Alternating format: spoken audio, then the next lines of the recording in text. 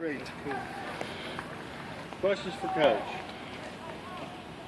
Coach, so much was made in the offseason about the number of JUCO guys you added and Division I transfers and things like that. 2 games in, what's your evaluation? Well, we're a different team. I mean, right now our 2 tight ends that are playing weren't with us last year.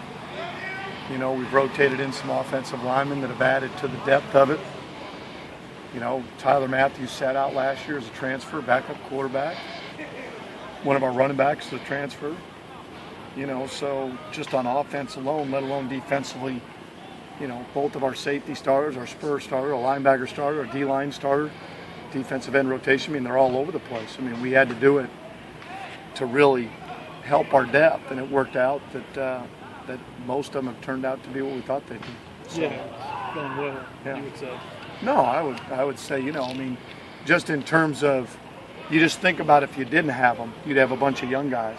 Had we not done that and decided to take freshmen, where would we be? We'd still be in the developmental stage. We'd still be saying, hey, when these guys grow up, you know, that's where we would have been, you know, just by the nature of just building and attrition, and, you know, so we had to go do that. And I like the progress of those guys.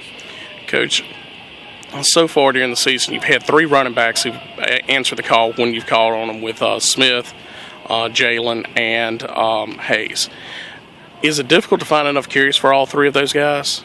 Oh, I don't think so. I mean, it's, you know, there was one point in the game last week I thought Jalen had gotten hurt. So to me, you have to have 3 running backs. You have to be ready if you can have them. It's always nice to have 2, let alone we have 3, which is a good thing. Keep them fresh, and they've got to compete every day for playing time. So, you know, would they like more carries? Sure.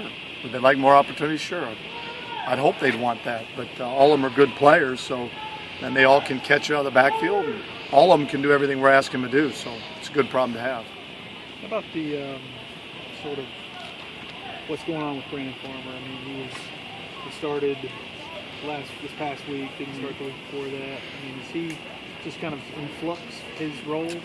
I wouldn't say that. I wouldn't say he's in flux. I mean, he's a good football player. We've got a number of guys that can play. So it's a week-to-week, you know, it's on a week-to-week basis. Whoever practices the best and we think gives us the best chance to win. And Brandon's a good football player. We expect him to play a lot for us. But we expect Oliver Bates and Jerry Harris and Devin Ferrier and Jacob Fleming's now healthy. Those are all guards. So, you know, guys have got to practice. Guys are going to earn their reps. How about Corey Robertson? I mean, he's just been is he above what you thought he could be at this point, at this stage of the game? Well, I mean, Corey's done a nice job up till this point, but we've got to eliminate one thing is Corey's made, for as many plays he's made mistakes. And to the naked eye, no one would know that, but it leads to choppiness. You wonder why we're choppy. It's youth. It's not being in the right spot.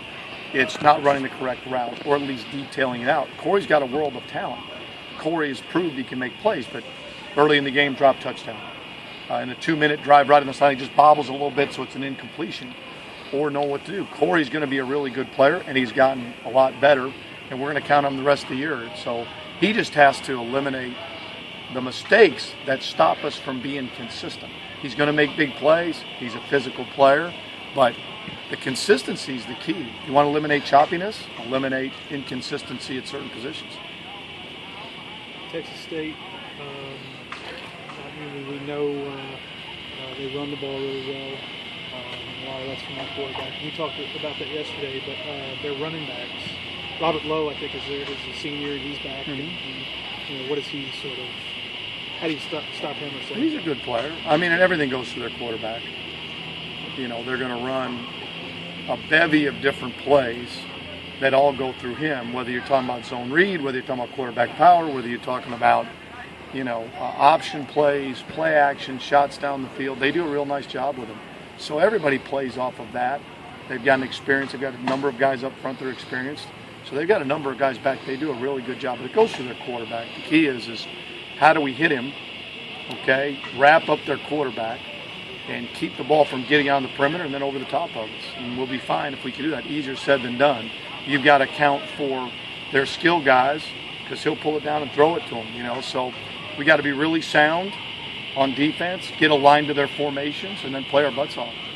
seeing the guys you saw in the first 2 weeks, you feel like might prepare you for a quarterback like Sure. that? Sure, there's some things that Mississippi State did. You know, Austin Peay was a lot more conventional, just basic set, zone read. This is a lot different, unbalanced, motions, shifts, much more advanced. So, and better players doing it. So we've just got to be a lot cleaner in what we do. But it starts up front. We're good up front, and if we play well up front, it'll bode well how we'll play that night. Anything else?